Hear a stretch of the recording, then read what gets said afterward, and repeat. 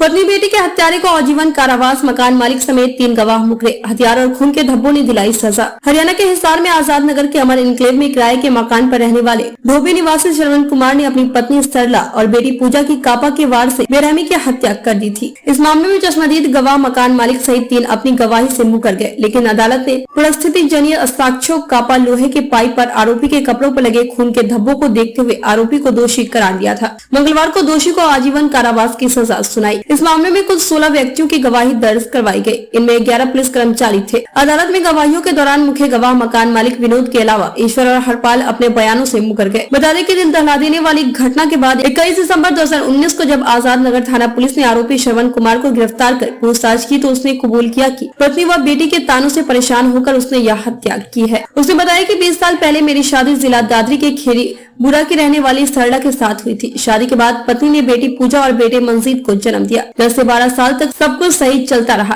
पत्नी कहने लगी कि बच्चे बड़े हो गए हैं, आप कुछ कमा कर नहीं लाते। बात बात पर मुझे ताने देती रहती। मैं गरीबी के कारण परेशान रहने लगा और घरेलू झगड़े के कारण सेक्टर 15 में मकान मालिक ने घर खाली करवा दिया। उसके बाद बच्चों को लेकर अमर इनक्लेव में किराए के मकान पर रहने लगा। वहाँ पर भी पत्नी और बेटी ने काम धंधा न होने पर ताने मारने शुरू कर दिए। इससे परेशान होकर मैंने दोनों की हत्या करने की साजिश रची। घटने वाले दिन बेटे मंजीत को दुकान पर छोड़कर आया। घर आने के बाद माँ बेटी के कापा और लोहे की पाइप से वार कर हत्या कर दी। घटना के वक्त आसपास के लोगों ने बताया था कि सरला सिलाई का काम करती थी। उसकी बेटी पूजा शहर के एक निजी स्कूल में 12वीं कक्षा में पढ़ती थी। सिलाई के काम के जरिए ही वह परिवार का गुजारा चला रही थी। श्रवण कुमार पहले प्रॉपर्टी डीलिंग का काम करता था और बाद में दूध बेचने लगा। कुछ समय से वह खाली था। दोषी श्रवण ने अपनी पत्नी व बेटी की हत्या करने से करीब 1 महीना पहले एक गरड़िया से लोहे का कापा खरीदा था, जिसे उसने घर में छिपा कर रखा हुआ था। श्रवण ने हत्या के उद्देश्य से यह हथियार कापा खरीदा था। श्रवण ने अपनी पत्नी के सिर पर 5 से 6 व बेटी के सिर पर 8 से 10 बार वार किया। मकान मालिक श्रवण की घरेलू कलह के चलते उसे मकान खाली कराना चाहता था। इसके लिए वह कई बार उसे